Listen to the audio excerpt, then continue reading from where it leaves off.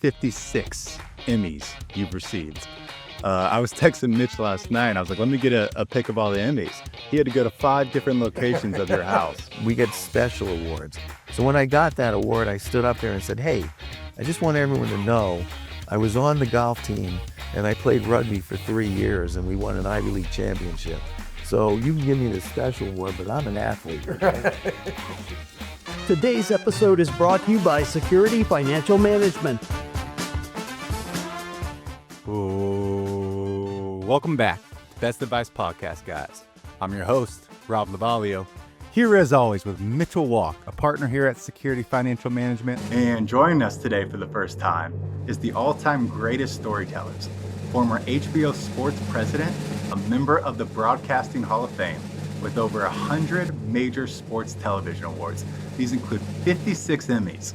Ladies and gentlemen, please give a warm welcome to Mr. Ross Greenburg. Ross, what's up today, baby? Everything's good. Here with my buddy. Happy birthday, brother. Thank you. Thank you. You're up here in the snow in New York. Yeah. Mitch is over there visiting Ross in New York for what? What is it, Ross? Your 27th birthday? Yeah. Yeah. It's a lot of birthdays. So first off, Ross, we just really want to thank you for being here. We know you have a very busy schedule, so thank you for taking the time. For you guys who don't know Ross, I'm telling you, you do. You probably see his work every day, whether that's ESPN, HBO, Showtime. I mean, the list goes on and on. Ross is responsible for the world's most iconic documentaries. These include Miracle, Hard Knocks, Dare to Dream. And again, the list goes on and on. It wouldn't be a stretch to say if you've watched any documentary on any major sports figure in the 20th century, the likelihood that Ross is the producer of that is very, very high. So Ross, let's jump right into it, man. How did this all start? It started at HBO in 1978. I got out of Brown, wanted a job in sports television, hooked up with first ABC, which at the time was the juggernaut in sports television, and always thought that I could land a job somewhere. I couldn't get the job at ABC. I looked up in a cable source book and I found HBO. And there it was, and I was a production assistant. And from then on, we started developing documentaries. And about 12 years later, we hit our stride with When It Was a Game. And from that point on, we did 4 a year, and it was spectacular. It was a great run. And then when I left, I decided I'd go out on my own, and I just kept doing them for all those networks. So leaving HBO, you started your own thing. Is that primarily so that you didn't have to be tied down to one network and you can kind of go work for Disney, you can go work for ESPN, you kind of choose what network you're on? Yeah, I did coordinate a clause in my contract at one point so that I got to Disney to do the movie theatrical Miracle, even while I was at HBO. And when it came out, the chairman of HBO was not too happy with it because, I was working for another company. Yeah. I mean, I feel like that's like playing for the Lakers and the Lakers have a night off, but Boston has a big game. So you're going to fly into Boston and play for them for the night. Snuck one game in. Yeah. And that was the thing, though. They passed on it, but it was a big hit. Yeah, they passed. They didn't want him to do it. And Ross had first right of refusal and said, if you don't want to do it, I'm going to do it. And turned out to be a very big hit, as we all know. So when did you realize, actually how talented you were at this, right? Because there's a difference between, obviously, you went to Brown University, you're figuring out what career moves you want to make. And there's a difference between being like, this is what I want to do, and realizing, whoa, I'm actually really, really talented at this. Is there any moment or project really that put you on for slang? Anything that kind of made you Ross? Yeah, it was When It Was a Game, which is a look back at baseball in the 30s, 40s, 50s. And it was with all color footage from people's attics. And we gathered all the footage and then had to come up with a creative way to produce it in order to attract people. All color, home movies for 60 minutes. And it was very special. It was, I would give you the reality that I had watched Civil War by Ken Burns, and a lot of the things that he was doing, adding audio, to old film footage and I'm talking about cleats going onto the dirt and those kinds of sounds I picked up on from him, and hiring a lot of actors to voice over and narrate different stars. I can't imagine how much time it takes to get that feeling you're talking about, what you want your viewers to feel and see. I was telling Mitch last night, I was watching Miracle last night. I cried 3 times. I was so into it. And I've been in college locker rooms, right? Like during conference championships where we're playing teams that are just better than us. But when you want it so bad, you really convince yourself and you convince your teammates that we can win just for the night. I mean the silence in the locker room, the way the coach looked at the players, the way the players looked at each other. I mean, it was just so spot on, Ross. I'm getting goosebumps right now just talking about it. I was so into it. Yeah, we might lose 9 times out of 10, but not tonight. Really, is that the quote? That was the quote. And then you have to remember it's a movie, so they had to probably shoot it a few times and over again, over again, just to get it right. Getting the close-ups of the players' faces and everything. Yeah, it was special. Never forget that experience. So Ross, let's get into the few. And when I say few, I mean 56 Emmys you've received.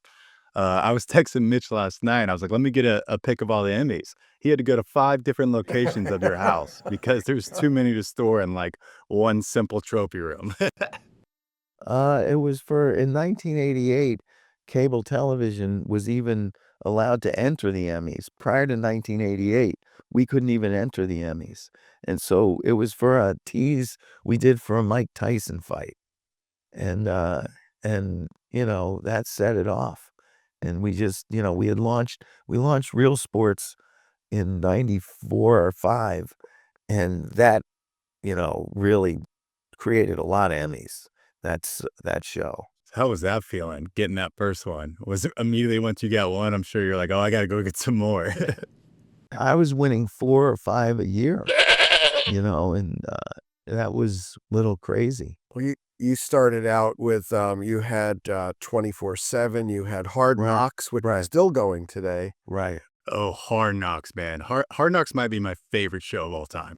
That was the first, Rob. That was the first behind-the-scenes documentary series ever done in 2000. Man, when you guys did the Texans, I was locked in.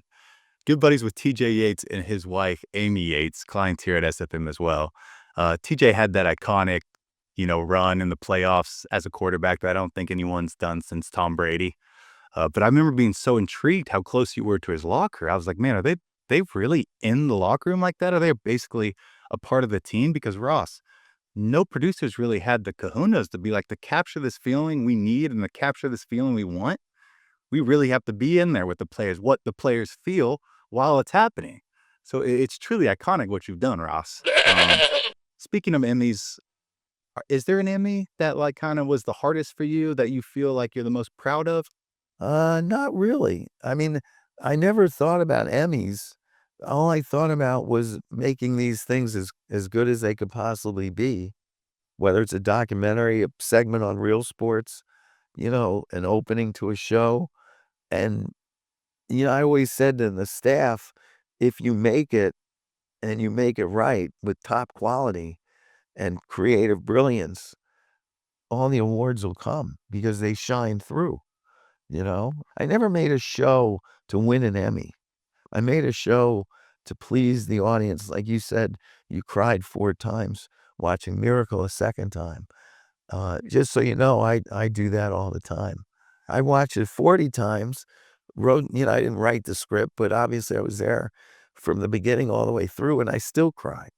And you've picked great talent to host or co-host a lot of your shows over the year. You've taken probably, I don't know, 100 different athletes over your time to start the Inside the NFL 24/7. I know one of the local guys in Orlando, Chris Collinsworth, he's from our area. You worked with him from football player to... I introduced him to television. He took off. He took off big time on television now. That's been fun. There are quite a few broadcasters that started with me at HBO. I plucked them out. I called him the day after he was cut by the Cincinnati Bengals. That's pretty interesting too, because you created this lane of entertainment that wasn't there before. You're the grandfather of it. You're the OG per se. So for people to get in that industry, to get advice and that want to succeed, that it's coming to you, right? So what's the key here? Or what's the secret? Yeah, and you know that line about surrounding yourself with good people? So the key in making any television show is get the best cameramen, best editors, best writers, best producers, best directors, and get them all working together. I give them a vision of what the story should be, and then they have to make it happen, you know? So that's really what it's all about. I think we're talking about cable when he started back in 78. The world of television, number one, has seriously and significantly changed. As a matter of fact, there is no more HBO Sports after you left. It doesn't exist anymore. Ross was gone, and in a few years it was gone too. But Ross, we've seen, like the NFL, for example. We used to have Monday Night Football on ABC, and then we'd have CBS doing their Sunday games, and that was it. Now we've got streaming on Christmas with, I think, Netflix, and we've got Amazon doing Thursday night games. Right. All across the board. What's your thoughts on where's it going? It's going where you're watching it go. That is where the money is. And so when Netflix or, Amazon lay down, in Amazon's case, they're laying down $2 billion and saying, here, we want to do Thursday night football games. Well, you're going to get the NFL to agree with it. They will have a say in getting Al Michaels to be the lead announcer, but they'll take the money and assume, and they hired a guy named Fred Godelli to spearhead the production, who had worked at NBC for years on Sunday Night Football. Before that, ESPN on Sunday Night Football. So, what you're seeing is the migration to streaming just to pick up some major money. You've noticed that Fox and CBS renewed their deals, and ESPN on Monday nights. So you can look for them to keep it going. Just, for a minute, when they make these multi-billion-dollar deals, understand that $8 million per 30-second spot. When you watch the game today, $8 million for 30 seconds. They'll pile up $800 million in revenue, spend quite a bit, 5 to 7 or 8 million on production, and PR and stuff. But lo and behold, they count that Super Bowl as part of their package when they lay down the $2 billion. They know they're going to get 800 million back that way, and they're going to still get advertising. Thing about sports is that it's the only place that advertisers can go, because now, people aren't watching commercials for series, right? So sports is the only place. That's an interesting point, because do you see with this whole streaming wave that we're living in right now, do you see that could negatively affect sports? I'm thinking of like the Jake Paul fight. Like, who put that on? I forget who put that on. Netflix did. And that's a money grab. And it's when we were at HBO, when we did Tyson fights, when he was a legitimate superstar fighter, we would get sign-ons. Our ratings would be 42 ratings, which was huge. And we got sign-ups. People would actually sign up for HBO that month and continue to sign up because they knew they were going to get a lot of boxing, not just Tyson, but they would always get Tyson. And so that's what Netflix did.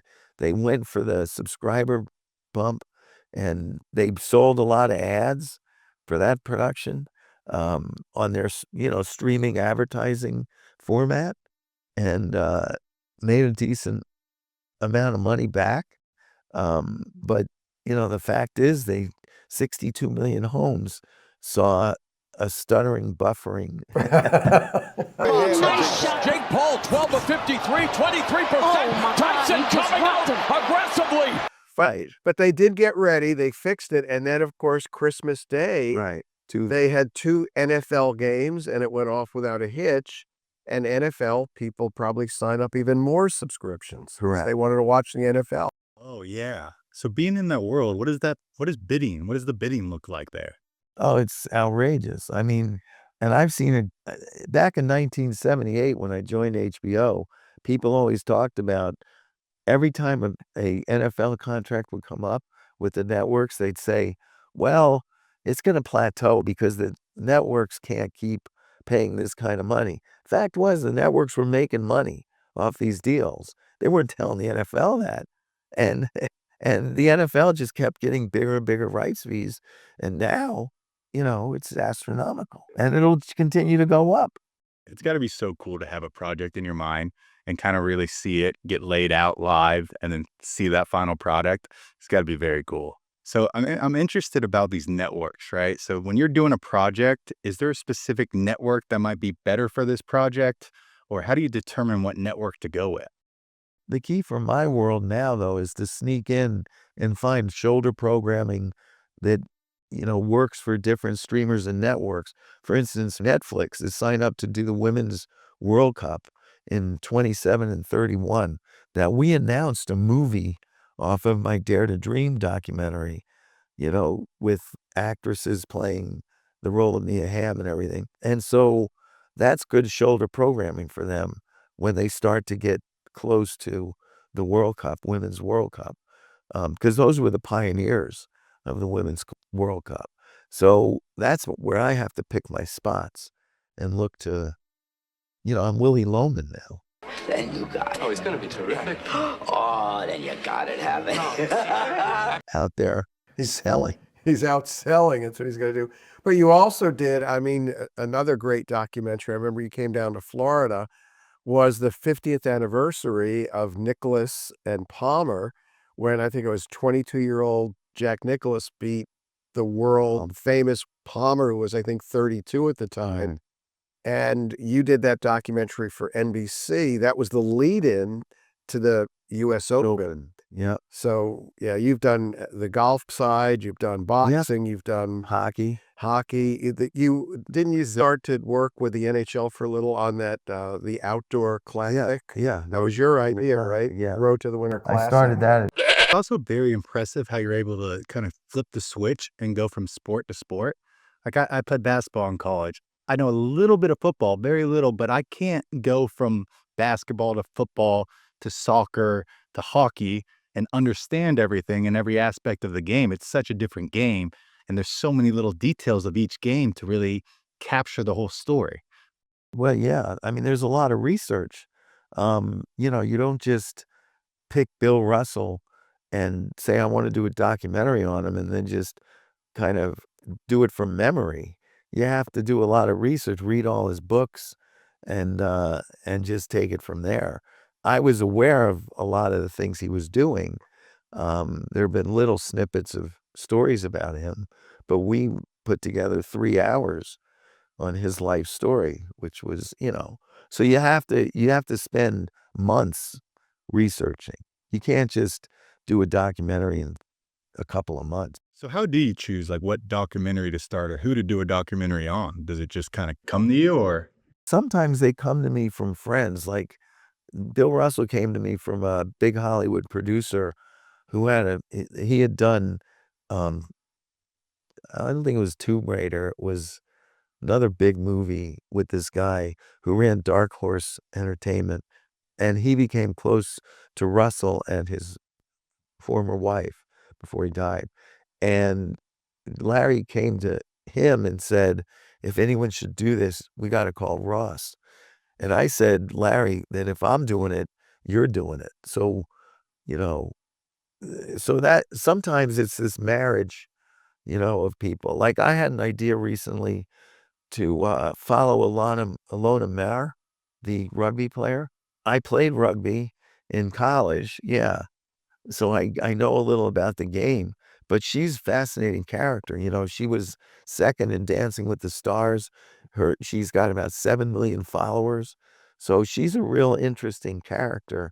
And I thought of that as I watched the YouTube of her running, 90 yards for a try in the Olympics, and knowing she symbolized something much bigger than a rugby player, uh, and uh, and so that came to me. I made a deal with Hello Sunshine, Reese Witherspoon's company. I contacted them and said, we ought to do a docu on Ilona Maher. And when Ross Greenburg says do a documentary, you do a documentary. Do it. Do it. Well, we still have to sell it, though. Somebody's got to get it. Someone's got to pay for it, Oh, okay, that makes sense. So you come up with the idea, and then you go get a sponsorship from one of these networks who pay for it. Correct. I could fund it, but that's stupid. I can't do that. That's like Kestra and you guys going to clients and saying, you know what? I'll give you $1 million to invest. What? Can't do that, right? Yeah, we're not going to do that, but yeah, we can't do that. So he's got to go out and then once he gets these ideas, then he's got to sell that great script. Or the great documentary. Great documentary, yeah. Yeah. Or the series. But you've done it for many, many years right now. And I got to slow down though, Rob. No, don't. Selfishly don't, please. Okay. Well, Netflix did green light that movie on the 99 women's soccer team. So I'm still going to be pushing stuff out there. Dude, Mia Hamm, when I was growing up, she was like my ultimate celebrity crush. When they beat China, stop. I know. Well, that's the ending of the movie right there. So Ross, in addition to the 56 Emmys, you also have 21 Cable Ace Awards and 8 Peabody Awards. Now, a lot of people don't hear about that, but those are considered probably the most prestigious awards there are. What is the Peabody Award? So the University of Georgia created the Peabody Award. It's named for a gentleman, Peabody. Not from the cartoon.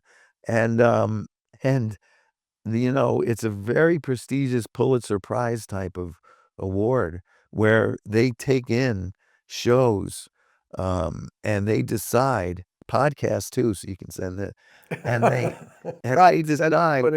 decide whether it's Peabody worthy. And they have a table full of people. They all watch the shows and they rank them in their minds as to whether it's Peabody worthy. And we won 8 so far. Also, Ross, you've won 21 Cable Ace Awards. Yeah. That's funny. They don't exist. They don't exist anymore because it's now streaming and things. But what the Cable Ace? Well, the Award? Cable Ace was to recognize when cable television started to bloom. After I got there in '78, we, as I've said, we were not allowed into the Emmys. We were considered the little stepchildren. You're doing cable television, that's amateur hour. So we had our own award ceremony, and from '78 to '88, we won like 21 of them, or I won 21. I don't know. I don't know. We might have won more than that. The first Cable Ace Award was sent in the mail with there was no night of celebration. It was just sent in the mail. That's how little it was. And but suddenly we started to go to an event in LA every year and got some traction. Tell me a little bit more about your sports career, right? You said you played rugby. Where was that? College. So I played high school football, and when I got to college, I didn't want to put the time in to football. I quit after one day of practice, and I started playing golf. Oh, wow. So you did go to Brown to play football. I was going to play, but I decided not to. Dang. No, I was a walk-on. Shoot, but still, man, I mean, you're going to play D1 football, and then you're playing D1 golf, and then D1 rugby.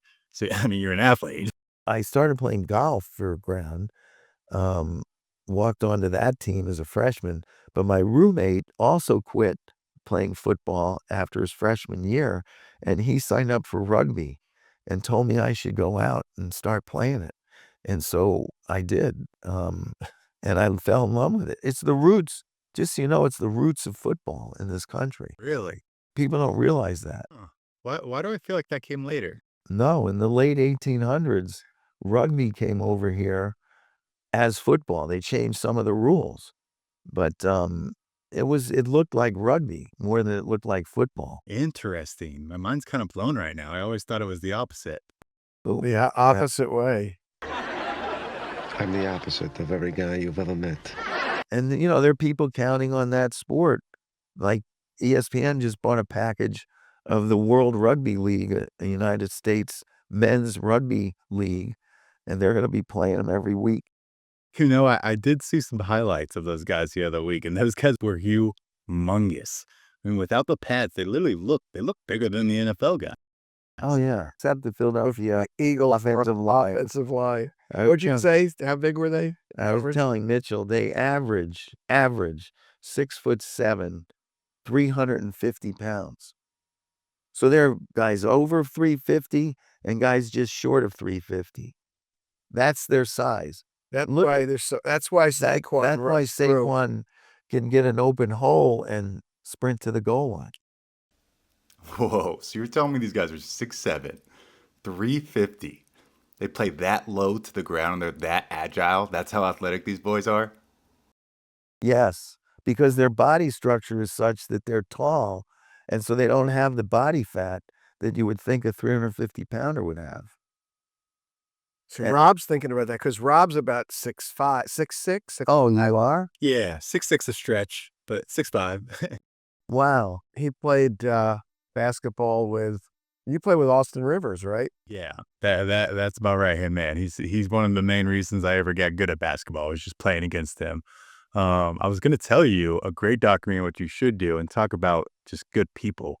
Is him and his dad. Austin Rivers and Doc would be an awesome doc for you.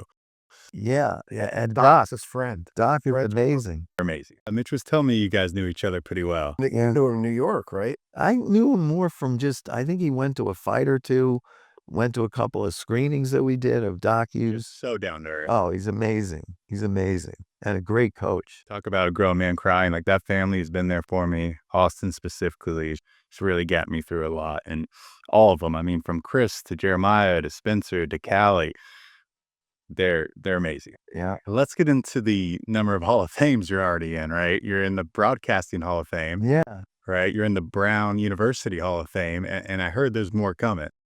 Yeah. It's they call it a special award because obviously rugby, there was one guy from my team that just made the Hall of Fame. But for the most part, myself and Chris Berman, who I went to college with, we get special awards. So when I got that award, I stood up there and said, hey, I just want everyone to know I was on the golf team and I played rugby for 3 years and we won an Ivy League championship. So you can give me this special award, but I'm an athlete. Right?